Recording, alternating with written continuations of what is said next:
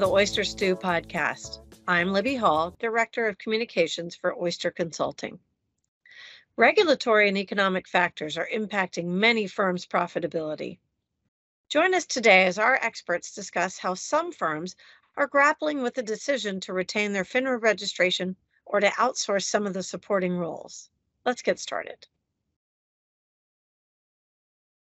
Hello, everyone. My name is Jim Roth, and I'm part of the strategic planning and execution team at Oyster Consulting. Joining me today are two of my partners in crime, Jay Donlin and Pete McAteer, that have led a number of Oyster engagements where you can learn more about their experiences by visiting our website at oysterllc.com. So the wealth and asset management industry continues to be challenged to adapt and transform within our rapidly changing world. The past and what was once is purely a reference point as we look ahead to the future. Oyster has been engaged in several dozen engagements involving strategic contract reviews, vendor assessments, executive decisioning support, change management, conversion events, and so much more. During that time, there has been critically regulatory and economic factors that have impacted most firms' profitability and have changed the rules of the game. Most notably on the regulatory side, the DOL rule, Reg BI, CAT, mutual fund remediation have all pressured broker-dealers and RIAs to examine the conflicts of interests. Many firms have also chosen to revisit whether they should retain their FINRA registration or outsource some of the supporting roles. So Jay and Pete, are you ready to dive in? Sure, let's go. Jay, why don't you begin by sharing what it means to and introducing broker-dealer to outsource their broker-dealer? Yeah, Jim, thanks. We're seeing this trend in the industry right now where especially bank broker-dealers and insurance broker-dealers and even some smaller broker-dealers have been exploring the opportunity to shut down their broker-dealer and go with what I'll term as a friendly broker-dealer model. They become a super OSJ or something of that sort with an independent broker-dealer. So one of the things that they're considering is, what does that mean to me? What control do I lose? What risk do I transfer away from me? And that sort of thing. I think that the driving factor in this has been, over the last 10 years, the huge push to move a lot of assets to the advisory platform. So the broker-dealer component of people's books of business continues to shrink as the advisory grows. So the need for a broker-dealer continues to shrink during that same time period. So that's kind of what's driving this, and we're seeing a lot of energy around this decision right now. Pete, there's several common challenges that need to be considered. Share some of them with our audience. Sure, I'd be happy to. One of the key things I think Jay alluded to was the perceived or real lack of control or loss of control of decisions around how the firm will operate. And I think that's something that does need to be delved into with your potential partner as you're going through your examination and diving deeper into considering this change. The reality may not be what you think it is. So we encourage you to have those conversations. Another point is around really just managing change internally within your firm, understanding what the impacts are. There will be a number of folks that understand that outsourcing will have an organizational impact. There will be process changes. There will be service model changes. There will be organizational impacts to your team. It also will provide those challenges, though. On the positive side, it'll provide challenges for your rock stars. There will be new roles that evolve and created with a new operating model. So there's a lot of positives that happen there as well.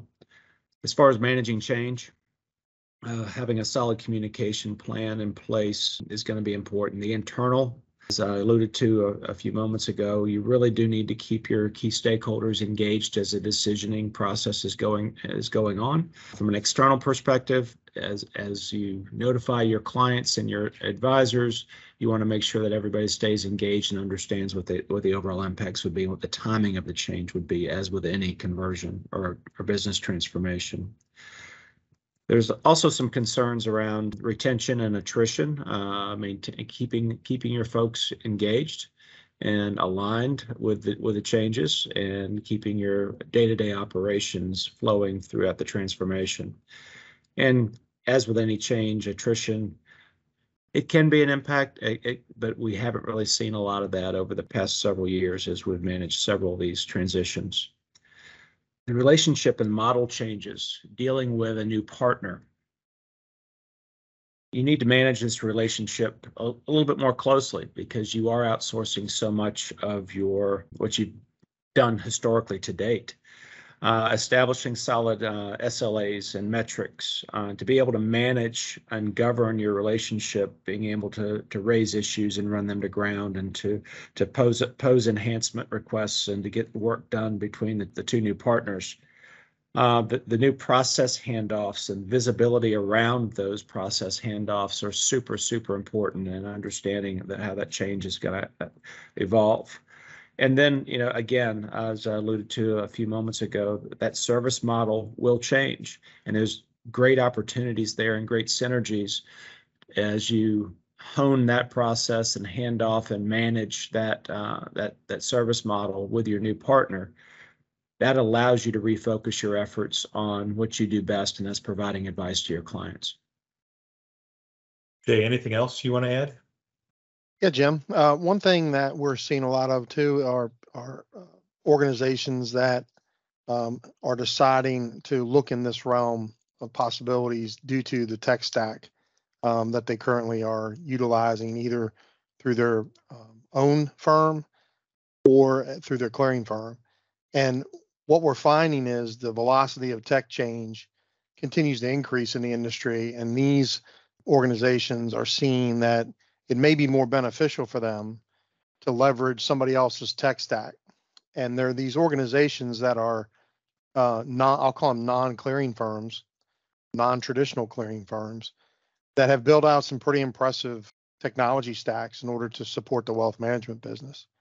So that's another kind of uptick that they're looking at, is the investment in technology that's being required every quarter, every year in the industry.